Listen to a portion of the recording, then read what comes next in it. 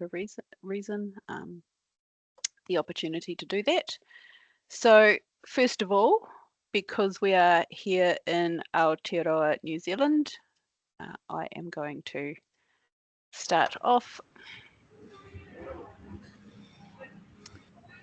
as I want to do. Here we go. So, award-winning teaching. Hopefully you can see that. Hopefully it's full screen. Yes. Lovely. Thank you, Carmel. So, because we are in Aotearoa, New Zealand, I start with a mihi, and that is Māori tikanga or Māori protocol. And it also happens to be Te Wiki o Te Reo Māori, which is Māori Language Week here in Aotearoa. So, tēnā koutou katoa, no mai, haere mai ki te ANZALS kōrero, no Waitaha ahau, ko Trudy Walters, toku ingoa, no reira, tēnā koutou katoa. So the translation's there. I'm in wonderful, sunny, blustery, snowy Canterbury today. This is the day that we've had totally the most snow this winter. So it's very late in coming, but we have gotten here. For our Australian colleagues, if you would like to put in the chat the acknowledgement of country or where you are, that would be lovely. You're more than welcome to do that. Okay, so the next thing that we do as part of our tikanga or protocol is we have a prayer to open or a karakia. So this one's called Tū Tawa Mai. Tū Tawa Mai I runga, Tū Tawa Mai I raro. Tū Tawa Mai I waho, Tū Tawa Mai I roto. Kia tau ai te mauri tū, te mauri ora ki te katoa. Haumie, huie, tai kie. Kia ora. So, how does ANZALS in conversation work? If you haven't joined us before, it is a kind of informal conversation. That's kind of the style of it. The panellists have been given the questions in advance, and thank you to our audience members who have kindly sent in the questions. That's been brilliant. We will have some question time at the end. You're more than welcome to pop your questions in the chat for the panel. And in terms of panellists, we are very delighted to welcome our 4 panellists today. First, we have Dr. Kim Encel. He's an early career academic at Monash University. He's an amazing, engaging educator currently working on a course design project, and he's also a sport education consultant who wants to get everyone as excited about teaching as he is. We have Professor Carmel Foley and Dr. Meg Hibbins from University of Technology, Sydney. They received the 2021 Vice Chancellor's Learning and Teaching Award for their contribution to social impact and learning and teaching. Then after that, in 2022, they got citations for outstanding contributions to student learning in the Australian National Awards for University Teaching. And we also have Associate Professor Christian Schott of Victoria University of Wellington here in Aotearoa, New Zealand. He received the Innovation in Teaching, Learning, Teaching and Curriculum Award in the 2022 Te Whatu Kairangi National Teaching Excellence Awards here in New Zealand. So we have a stellar panel today. I'm sure we're going to learn a lot from them. So thank you very much for taking more than an hour of your time, because I know that you will have all prepared as well. And we will launch straight into it without further ado. So we've kind of got something for everybody today. We've had questions from very early career people who may just be starting to think about joining academia and becoming a lecturer, or they might be doing some tutoring. We've got something for people like me who are kind of bordering that early to mid-career, despite the grey hair, phase of their career, looking at work integrated learning as part of the teaching. And then we have something for people who might have been teaching for a little while who are interested in thinking about maybe applying for a teaching award. So enough from me. I'm going to hand it over to the panel. First question. Some people might not have taught before or know where to begin. So what advice do you have about getting some teaching experience on their CV? Maybe, go Meg. I'm happy to start. I have just in the last 18 months 12 months finished my PhD, but I was doing a lot of teaching beforehand, thank you, with my supervising panel, which consisted of Professor Carmel Foley and Associate Professor Deborah Edwards. However, there's lots of different ways to get into the teaching activities if you're still going through your PhD journey. You could approach your panel. Some people feel that that's maybe too much connection to their panel. They might like to just look at the offerings that the university has in the spaces that you're either comfortable in, interested in, or have knowledge or experience in, and then approach those academics and say, hey, I'd love to buy your coffee and hear about your subject. Okay, I would add one thing. When I became a casual many decades ago, I started to do some training because most of the universities offer some training even to casuals, and I found that fantastic. And so I highly recommend that. And then once I got the full-time job, I did they offered a higher education teaching and learning graduate certificate, the opportunity to do that. And I did that, and that was fantastic for me. So I would add those things. Yep. I'll jump in now and say, firstly, apologies. It looks like I'm in an underwater elevator. The lighting's not great in this room. I've just found one here at Monash Clayton in Melbourne, Victoria, but it's not great. So hopefully it's not too distracting. But I think my first advice would just be kind of building on the two people just before is ask. So I think I remember I've been teaching maybe 11 years now. And I think the first time I got my teaching job, I just sent a bunch of emails to a bunch of different unit chairs and said, hey, I'd love to teach in your course. And they said, most of them didn't respond. A few of them did. And the ones that did said, sure, give it a shot. And I was like, all right, why not? And that's been really successful. And even so, another example outside of kind of PhD is that my partner, for example, just started teaching at Melbourne University, hasn't done an honours, just did an undergrad degree, applied through their online portal and their yearly call for teachers and got a position using that industry experience as well. So a lot of universities have these call outs for teachers. A lot of universities don't.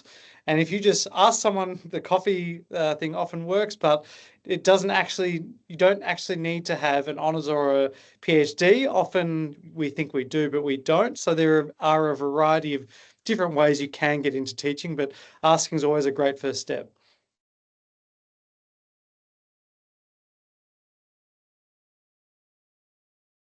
Sorry, microphone. What I would just add to it, I think those are all great ideas. I think maybe wind it right back to even tutoring, you know, the really valued role that so many people in our institutions play, which is teaching. And I think sometimes maybe sometimes we don't pay enough attention to both the tutoring and the tutors as part of the bigger educational support. And that's certainly where I started cutting my teeth in teaching, so to speak. Because some universities won't give PhD students opportunities to teach before they've completed, but certainly through tutoring, through marking, it's a nice way in, and also to find out whether you actually enjoy it. And then the other part is, I think, sitting in on other people's lectures for me has been really interesting. Just seeing how people do things, how they do it differently, what you enjoy, what you don't enjoy. And that, I think, can be really eye-opening. Yeah, that's a good point. So ask people, get your name out there, buy people coffee. Nice. And once you're in, take advantage of opportunities to upskill yourself. Yeah, I know at Otago they had lots of different teaching workshops for tutors, like how to facilitate small groups and that kind of thing. And I found that really useful as well. Yeah, wasn't quite what you were doing, Carmel, with the certificate, but you know, it's all CV building, isn't it? Well, I started with those small ones too, like how to teach small classes, how to teach large classes, shallow versus deep learning, things like that. Yeah, just little one-offs when I was a casual tutor. Yeah, but I think the asking is like the biggest point, because there's they always need casuals and tutors. And if any of my I wanted all of my PhD students to get teaching experience. Meg was way experienced before she even got to me, but everyone I have, I want them to get teaching experience if they're thinking of an academic career. Like, it's crucial. Yeah. Yeah. What about guest lecturing? Like, you know, just coming in and doing like a one-off, is that something that is helpful as well? Absolutely. And I think I probably started guest lecturing. I did my master's with UTS way back in the early 2000s, and I was probably one of the nerds with my hand in the air all the time. And poor Dr. Rob Harris said, "Hey, do you want to do some marking?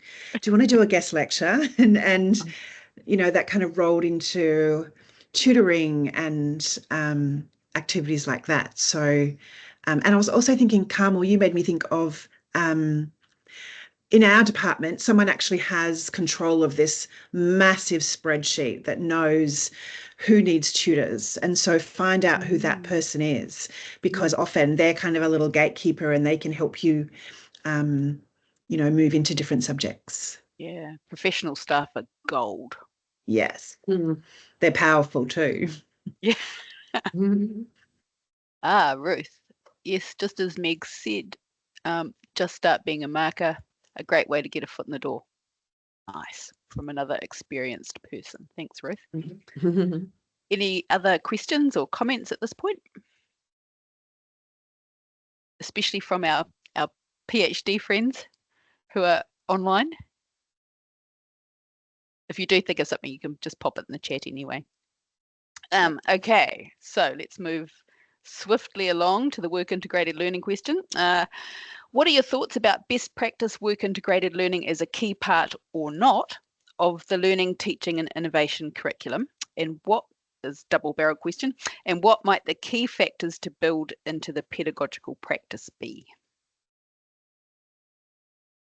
I think it's a really important part of the curriculum. It's definitely not the whole curriculum. Like, you need other parts as well. You need all sorts of theory and other bits into the mix, but working in real world kind of scenarios is really valuable. And it can happen like with an internship where the students actually go out and work with industry partners, or it might be as simple as bringing someone from industry into the classroom to give a guest lecture, or it might be something hybrid, which is sort of what Meg and I, the subject we won our award for, which I think a lot of event management programs do, where you actually have a course where they do the hands-on designing and staging an event, for example.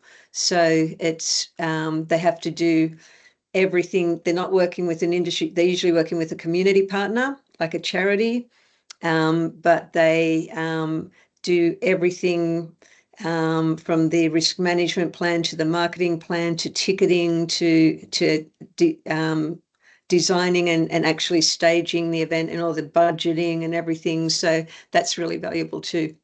And do they work as small groups or as a whole class with that one community partner? We actually, the subject's been going for a long time, and I remember doing something along the lines of this subject when I was a student, and the whole class did it, and that was okay, but not great. And over the years, we've worked out that a group of about 8 students is probably ideal for that. So every student is really hands-on and really involved, and you don't get so much loafing, and but it's not too small that there's too much for them to do. So there's enough people that they can spread the load a bit. Yeah. So groups of 8 work well for us. I'll throw it open to the rest of the panel now. Christian, you go ahead and I'll jump in a bit. I was hoping for more thinking time. It's an interesting one. I'm a product of the University of Surrey system, which puts a huge emphasis on work integrated learning. In fact, we spent a whole year in industry. So we did the sandwich approach, 1.5 years at uni, 1 year in industry, full-time, fairly, fully immersed, and then come back much more mature for the final 1.5 years. And I gotta say, for what it was at the time, that was tourism management, hotel management, it was very powerful. But it takes a very determined organization to pull that off, to have that support, to have the infrastructure. So I've been quite envious of how well Surrey was set up for this. I'm now in a business school. There's nothing even remotely like it. We can't even find support to help students find a placement that they're doing alongside a paper. So 2 different worlds. And I think work integrated learning is very important. I think bridging theory and practice more broadly is hugely important. It may sometimes take on a work integrated learning perspective, but there are other ways of bridging it depending on how you define it. So no doubt, hugely important. And I suppose it comes down to, firstly, the determination of the teaching staff, but then it also comes down to relationships. You need to have genuine and authentic relationships that ideally have grown over time, rather than approach someone and say, hey, we've got this project, can you help us out? Which won't be as genuine, and I think it will. Put it this way, you notice the difference between the relationships that have built and how much commitment there is from both sides, and how reliable those relationships can be. And then it is about having any support from the university to either have a second person in the room to help with much more workshopping, if there is, for example, a partner on board.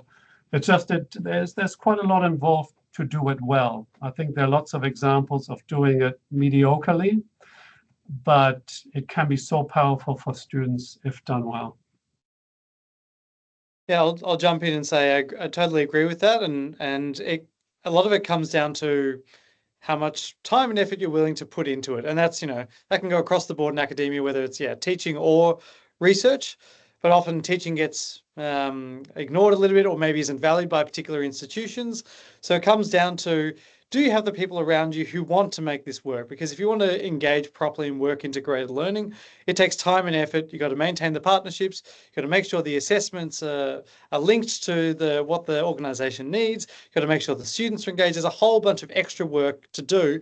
But the question at the end of the day is is this worth it? And perhaps it is for you in the short term, perhaps it is for your students, but if you have to do extra, perhaps unpaid work on top of it, it perhaps isn't worth it at some point. So it's about understanding the environment that you're in first, and then figuring out, okay, if I am in a supportive environment that is allowing me to create these amazing courses with work integrated learning opportunities, then that's amazing, and totally take up those opportunities. But I've seen, as Christian mentioned, there's times where it just doesn't work, where people try and there's no support and it just kind of falls in a heap. And it's well, that actually, it kind of almost wasn't much of a point doing it in the first place. But I'll sidestep that for a second and say that you can always make, at the very least, your tutorial activities or kind of small seminars, whatever you call them at your university, you can make them engaging and specific to industry. You don't need to run a tutorial where you're just asking students questions and saying, discuss this. You can ask them to design a post. I had students in my class the other week coming up with TikTok videos for different organizations in terms of a sport, a FIFA campaign, kind of a mock campaign. Not exactly what you do in industry, but something reasonably close. And the students loved it.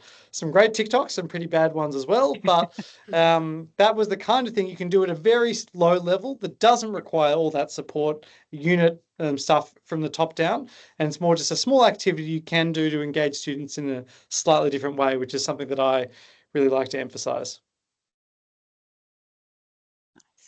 Thanks, Kim. I think I'll add on to the relationships thread, as well as the example that Carmel has already told you about, because I'm teaching that subject at the moment. I was with my third years yesterday, and they're saying things to me like, I can see why everyone loves this subject, because it's really the time where we're actually doing the thing without being told. So the way we run the activity is that every tutorial is like a business meeting. All the groups are having their own committee meeting, and we move around the room and sit in on the meetings, answer questions or ask questions. And the feeling you get when they say, Meg, we don't have questions this week, we're good. I'm like, wow, that's pretty amazing that you're actually doing it. But onto the partnerships, I think having connections to industry is really important for a number of reasons. The first one is to understand what the work is. So I think we're all very conscious that there can be theory and then there's practice, and sometimes they're nowhere near each other. Once you get into industry, things are very, very different, and the pace is incredibly different. So for me, I've definitely seen benefits in my connections to industry, and whether that's community partners that we've had on and off for a number of years. Now, the students can choose that. They choose their own community partner, and they approach them and ask for permission to work on their behalf. But, we do certainly see some of the organisations being used a number of times. And again, understanding what these students are going to do once they're out in industry and making sure that they're having that experience in the classroom is really valuable for me. And if I could just add to it, I suppose I prefer the broader perspective of maybe work-aligned learning rather than work-integrated, which is interesting, but it's a very particular path. And maybe work-aligned learning could be broader, that we really create in our learning, we create very relatable experience that, a bit like role play, but where we can allow students to go quite deep into I'm reluctant to use the word case because then it makes it less work aligned, but into an environment where they can apply their skills, and the environment can be real or can be very strongly aligned with the real scenario. So really good role plays can be incredibly powerful to do exactly that, where there might be a distant partner, but it might not be that they come in every year to tell us what's going on, but simply let's call it challenge. Their challenge can ride for a number of years, where the students can apply their skills. And each year there will be different perspectives, which is why it's so enriching. There's no scripted, what are the right answers? It depends. It depends on what your information is, how you argue it, et cetera, et cetera. And not to sell necessarily the use of virtual reality here, but that's how I use virtual reality to allow students to go into places where they can apply the skills of sustainable tourism to a community that is trying to look at their future and their aspirations to the future, and how sustainable tourism and consultants, which would be my students, could support them. Could you just give us a little bit more, Christian, about what your VR looks like? How do you roll that out with a class? Yeah, so it's a relationship that reaches back for more than 10 years now with the community in Fiji, and we basically asked them whether they were happy to share their story, the story of the island, the story of the community, as well as their aspirations for the future. How do they want life to be on the island in 2030, for example? And then based on that and their collaboration on it, we developed a virtual learning tool. So we replicated the island, we replicated everything on it using gaming software, and brought the people in through videos. So this is not, Fijian on call kind of, you can't ask people to be present, but they can provide fairly genuine responses to very broad questions on videos that students can then use to work on their side of the project.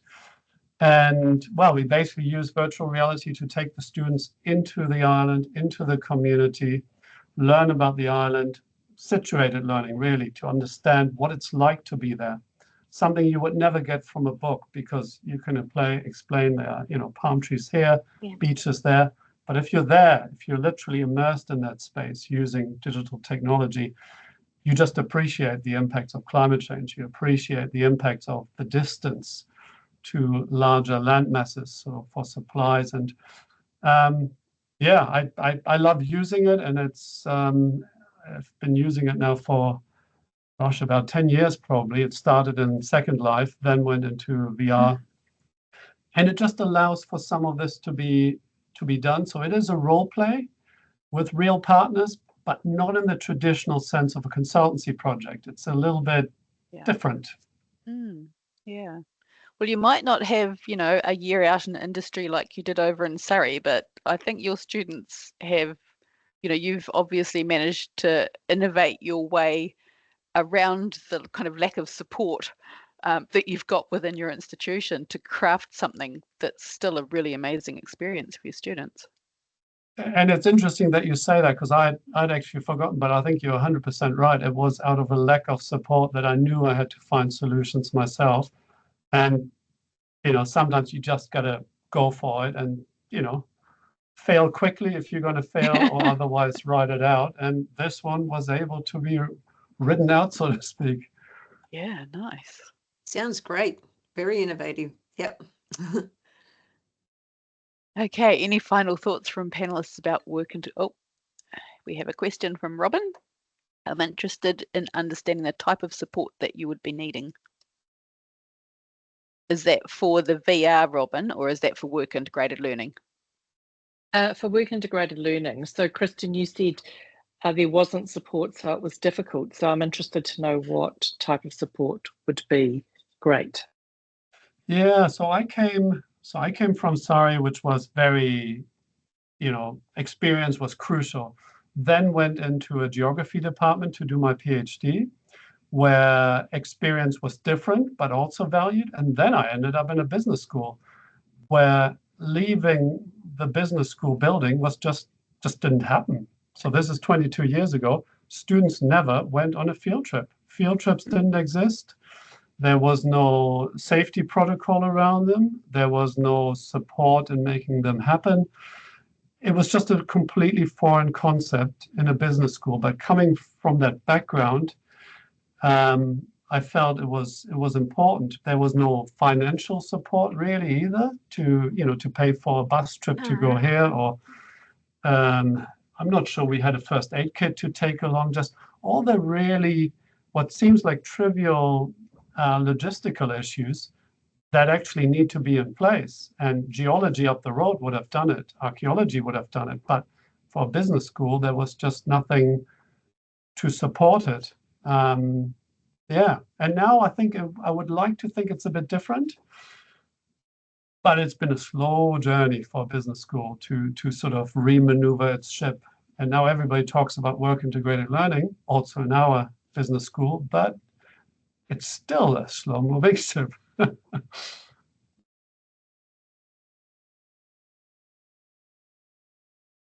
Carmel, Meg, Kim, any thoughts about what support you need to be able to rock your students' world with work integrated learning? I think you need the will to do it, because you've got to be quite pushy to be able to do it. But I would say it's absolutely worth it when you get it right. And it might take a few times to get it right. But definitely you need some infrastructure, because we've got to be aware and take care around any risk to our students. So you've got to manage the risk. You've got to, if you're sending them out onto an internship, you've got to make sure that it's a safe workplace that they're going to.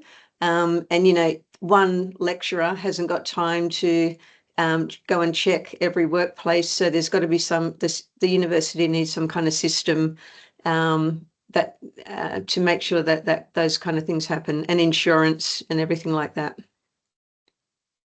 I guess I'd kind of add to that and say there is the support of that teaching team.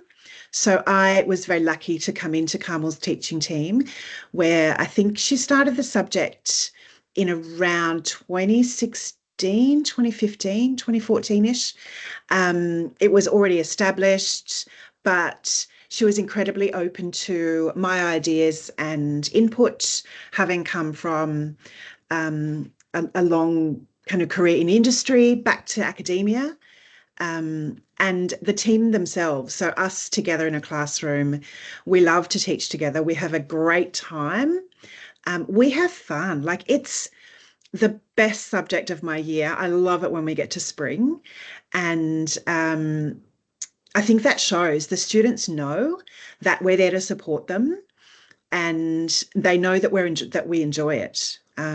So yeah, I think that's really important, to actually want to do it, because you're right, it can be a lot of extra work. It can be a lot of extra brain power. I'm effectively an organisation director who has 7 to 9 events running at the same time, with 7 to 9 work groups that I'm managing.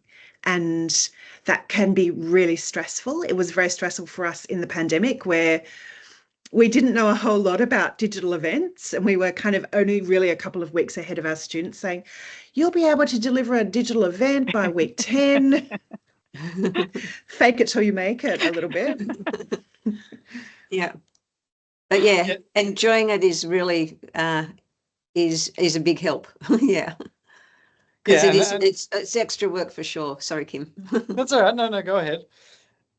Yes, it is extra work, and I just say, for all the people who aren't necessarily in positions where they can run this, it's amazing how much variability or variety there is in the different universities and the rules they have, and schools within universities, departments. I know a lot of you who've been working in this in a long time know this, but I've worked at probably 5 different universities now, and each have a very different perspective on how a subject should be run, like the kinds of hoops you have to jump through just to change an assessment. Some are just like, do whatever you want. I'm not going to say which one. And some are like, you have to go through 3 different boards and committees to change 1 mark of the rubric for an assessment that's 10 years old. So it's becoming aware of those processes, and that obviously takes time. But then, as I kind of have alluded to before, be gentle on yourself. Don't stress yourself out too much. Try, but if it's not working, then I'm saying this from experience, where I've been in the position where I really wanted to change something, and I've been really excited, and it just hasn't worked for XYZ reasons, and I've just been like, it's not worth it anymore. Not fully given up, but just being realistic. So I think that's probably at least the key takeaway for me. Nice. Thanks, team. Sorry, if I just add one thought. I think it's often tough for new academics to come in, because, let's say they have been assigned a course that relies on some level of work integrated or work-aligned learning, or whatever it is, whether it's a consultancy project. And it's often very tough, because they might be new to the country, new to the city, new to the university.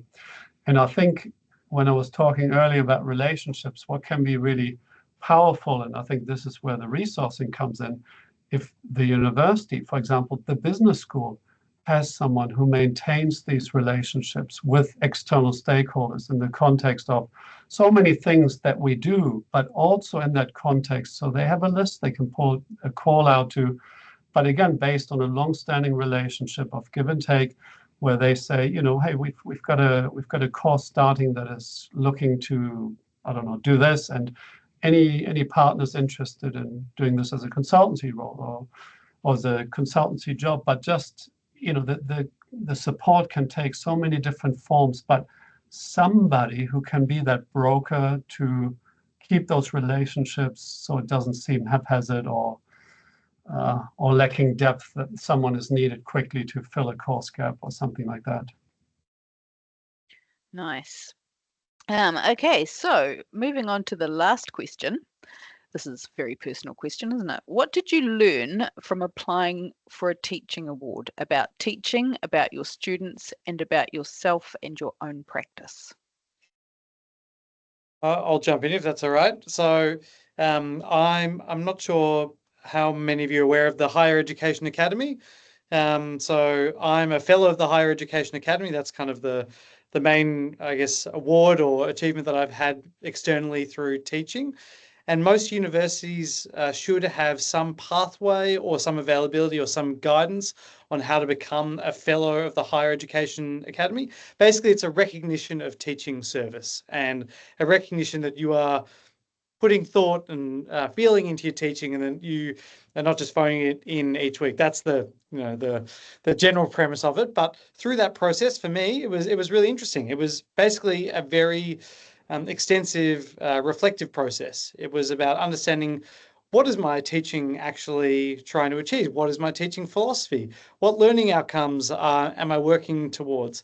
What are things I could do better? What are things that I do outside the classroom that actually contribute to my teaching in the classroom more than I am aware of? So it is a really fantastic process, or at least I found it to be fantastic, to think about your teaching. Just sit there and think about it, because a lot of the time we just get to the classroom, we deliver a bunch of stuff, and we're like, great, it's done. We've had this activity, that works. But making that time to reflect on your teaching, and for me personally, it's meant a lot of understanding what I could do better, what I wasn't doing as well as I thought I was doing. One of my examples, because I teach a lot in sport, previously I was using a couple of different sports as an example. So in Australia, AFL is the big sport.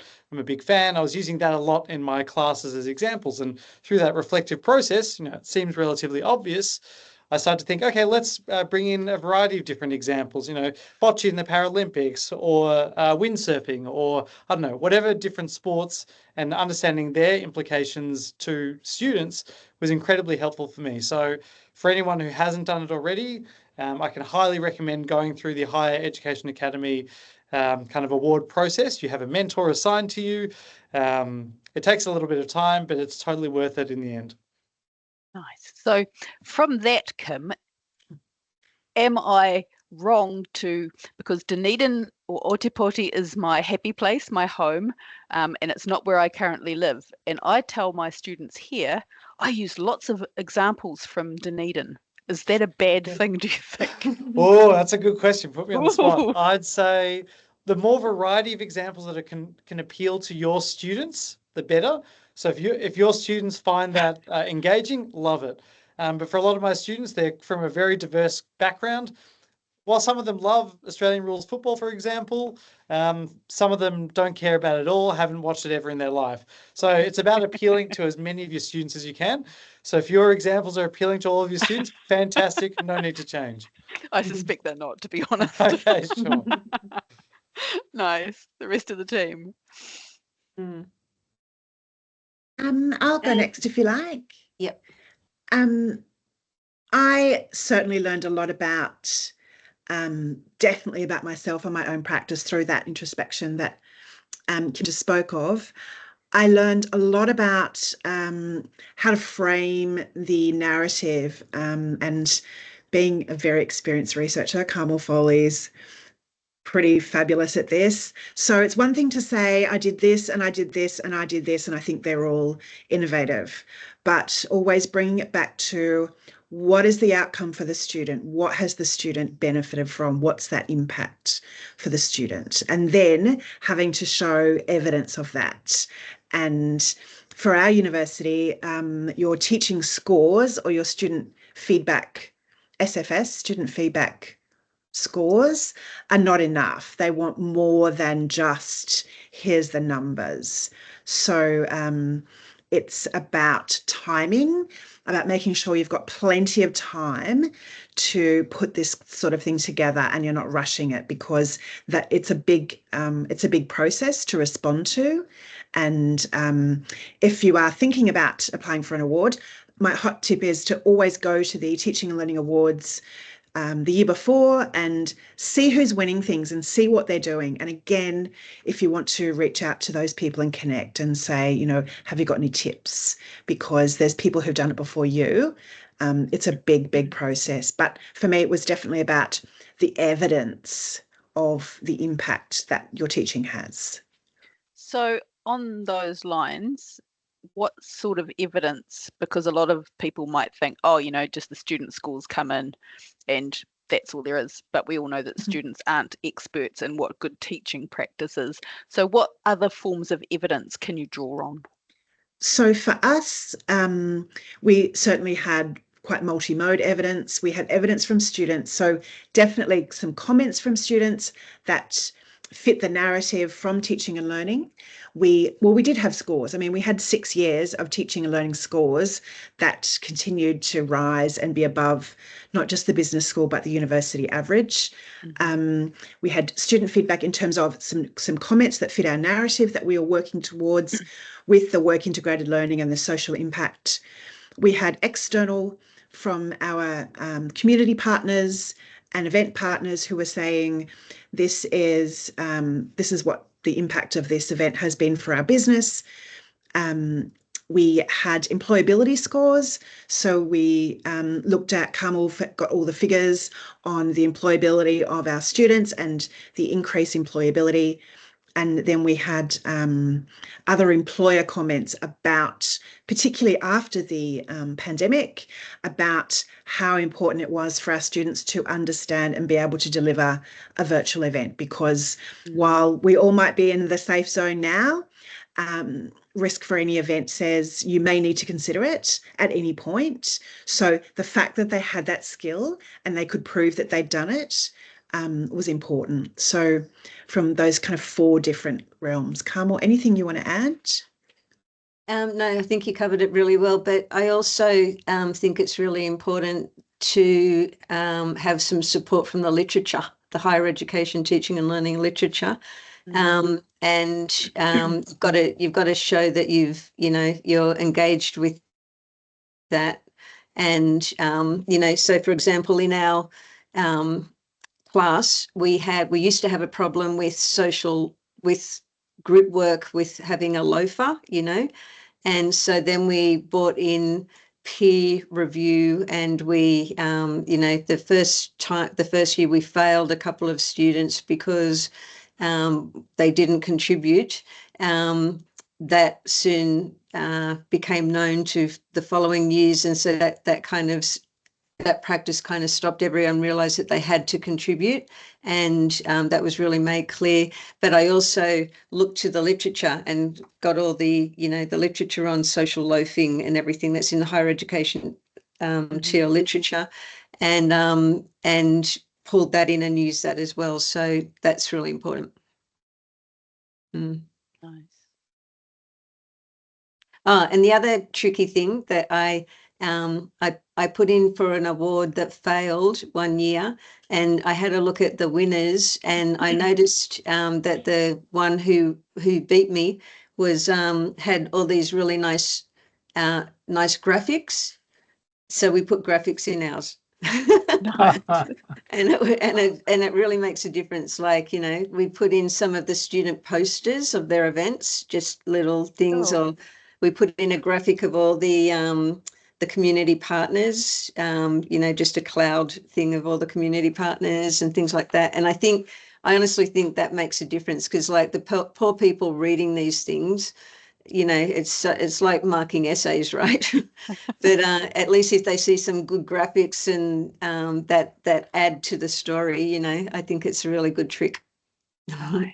That is another hot tip. Yeah, it's a hot tip. Yeah, I would totally support the importance of visuals. But it's actually, I don't know, I found it's a very tough process, and the likelihood of getting knocked back is pretty high.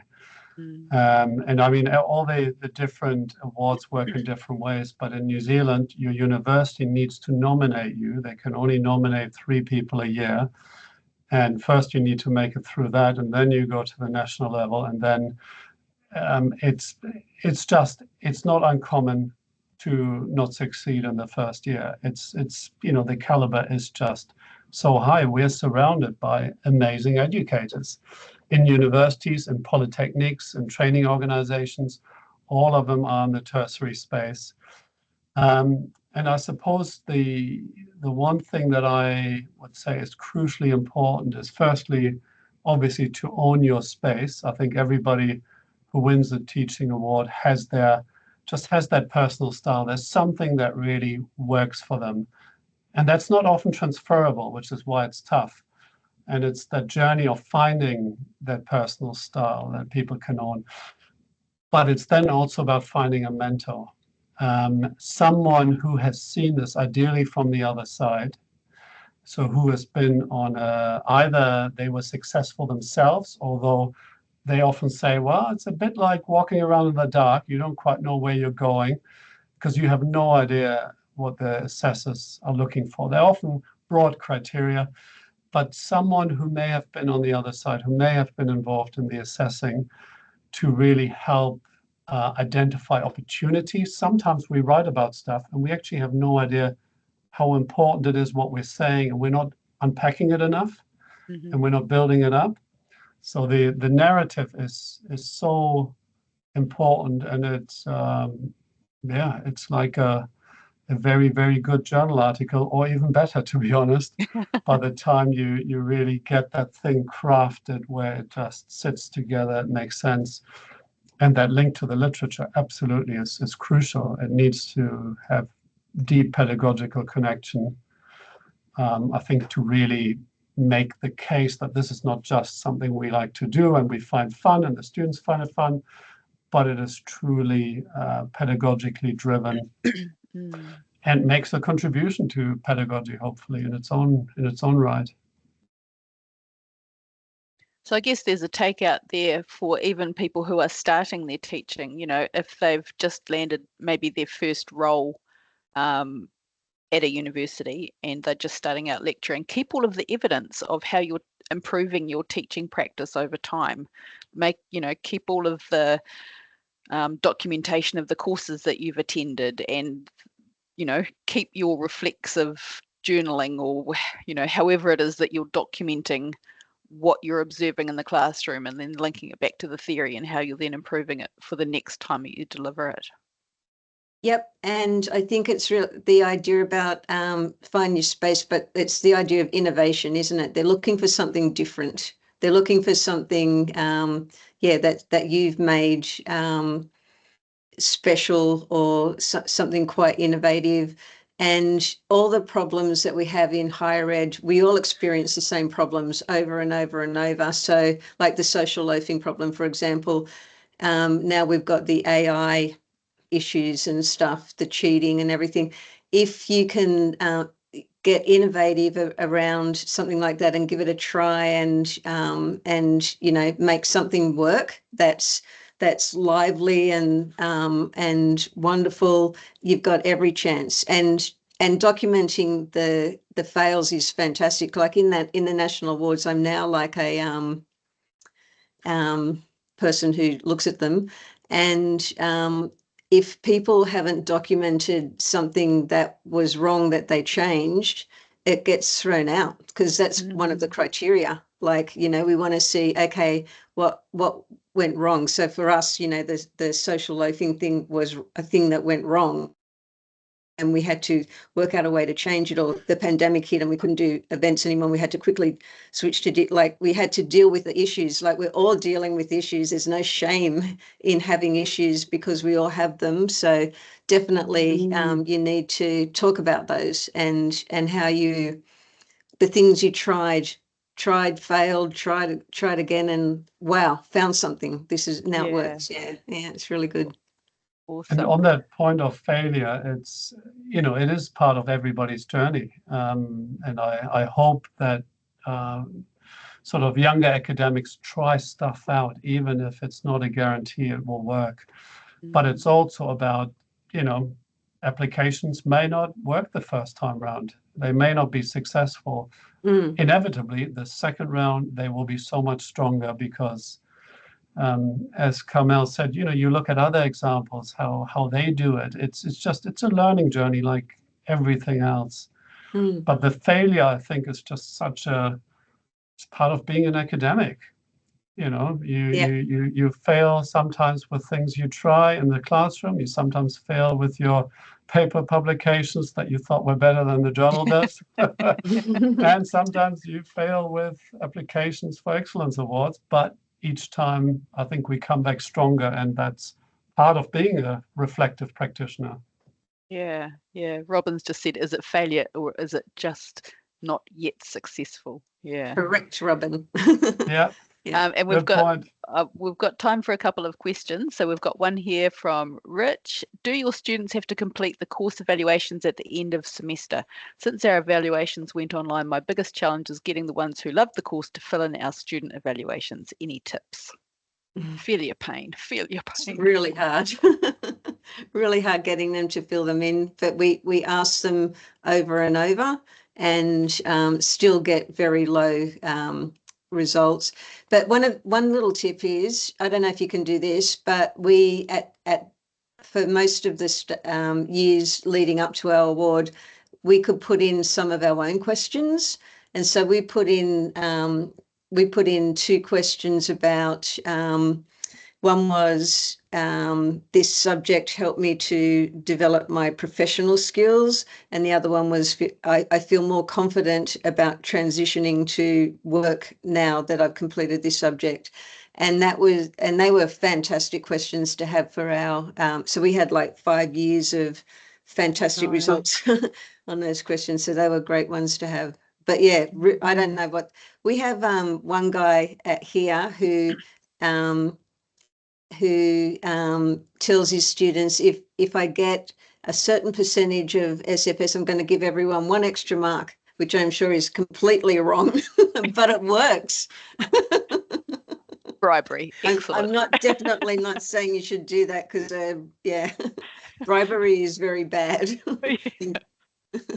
I think for those who follow me on LinkedIn, I'm doing a kind of side project with a colleague of mine, Dr. Sarah Weimer. It's called Goat Department, and basically it's a website that has resources and ideas and blogs on how to help sport academics become better teachers. And a blog we literally just posted today was about how end of semester evaluations aren't very good generally. Because they don't allow much flexibility, students don't fill them in. And so we suggest basically mid-semester evaluations and keeping a record of those and doing that off your own bat. So if you do need extra evidence that you're teaching well, because the end of semester evaluations are often students who absolutely loved it, or maybe a few, or the ones who hated it, nowhere in between. So we recommend doing a mid-semester evaluation. I do something very hard copy with post-it notes, do a start, stop, and continue. Ask my students what they want to start in class, stop, continue. They love doing that. We write it, we post it on the wall, we all look at it, and it's great. Colleague Sarah, she does a Google form or something similar and tallies those results, leaves 5 minutes at the end of the halfway mark class to do that. So suggestion would be generally end of semester surveys aren't very flexible. There's not much you can do about that. So I'd say, Richard, it's all about making sure you can have those mid-semester evaluations to show that you are really doing a good job. And if you're not, then you don't have to mention them either. Yeah, nice. Robin, you had a question. I was just actually going to say what Kim has just said. I think actually the magic here is to make sure that you're capturing evidence all the way through the process. So every time I have a guest lecturer in, I ask for feedback. What did they like? What did they value? Was there one thing that they wonder? So I'm getting them to be able to critically respond to the stimulus they're getting, whatever that might be. And I use that as a way of appreciating the guest contributor. And if I've tried some things, I always capture feedback on that. So post-it notes, online forms, you can do it in any way, on a Miro board, anything that you like. Sometimes I just have a poster on either side of the door as they leave. One side's got a happy face, one side's got a question mark or a worry. And I said, put your post-it note on the way out the door and can use that. Nice. And Erwin's just posted, I agreed, Kim. I used to do a 1-minute paper exercise at the submission of each assignment. And I suppose I'm not sure whether this was explicitly said, but just giving the students time to do it. I think it's crucial to hopefully have one class when the students are there in decent numbers and give them time within the class time. And if we want to get good open-ended questions at the end in the narrative section, we need to give them 10 to 15 minutes to do it, even now that it's online. And I think that's the single largest point of difference. But it's similar for us. It's been tough since we've gone to online, and I don't know. That's the only workaround I can find. Yeah. I think we have managed to leverage quite well the fact that when we were putting this evidence together, we absolutely looked at our SFS comments from previous semesters and changed things that students didn't like. We tried new things. We looked at different ways of doing things, as Carmel said, but we also made sure that we told the students that every semester. And so we say, you know, this last assignment which essentially is the last assignment in your degree, it used to be an essay. Students said, we don't like doing an essay as the last thing out the door. I said, I don't like marking an essay as the last thing out the door. And so Carmel said, what could we change it to? And so when we tell students that from the feedback of the students before you, we've made these changes and we've made these changes and we've made these changes and we learn and grow from what you tell us. Is really important. And the second one is I was on a panel last week in the business school on a similar topic as awards, and someone else gave the example of, you know, low SFS scores, what do we do? And she said, look, what I do is if I'm introducing something new, I do a very simple Menti or a Mentimeter activity and say, how confident are you in this topic? And I get a reading. And then I do my fabulous, amazing thing. And after I've done my fabulous, amazing thing, I then do another Menti and ask them, now how comfortable are you with this topic? And so there you've got two pieces of actual action research, live evidence that you can create a narrative around. Fantastic.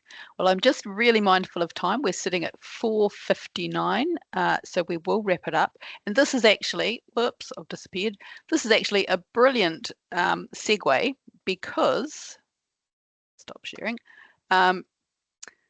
The last thing that I will do is send out a, no, I don't even know where my PowerPoint is. That's because it's closed. I will send out an evaluation survey to you.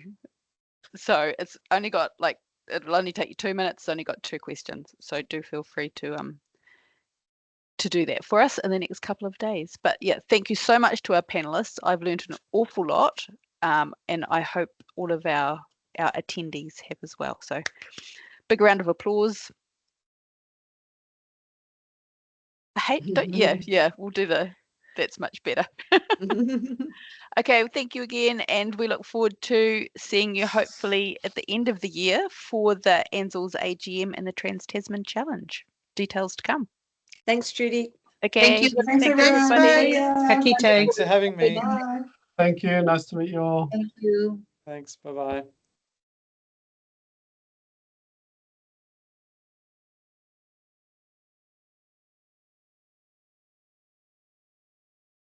Ka kite katoa.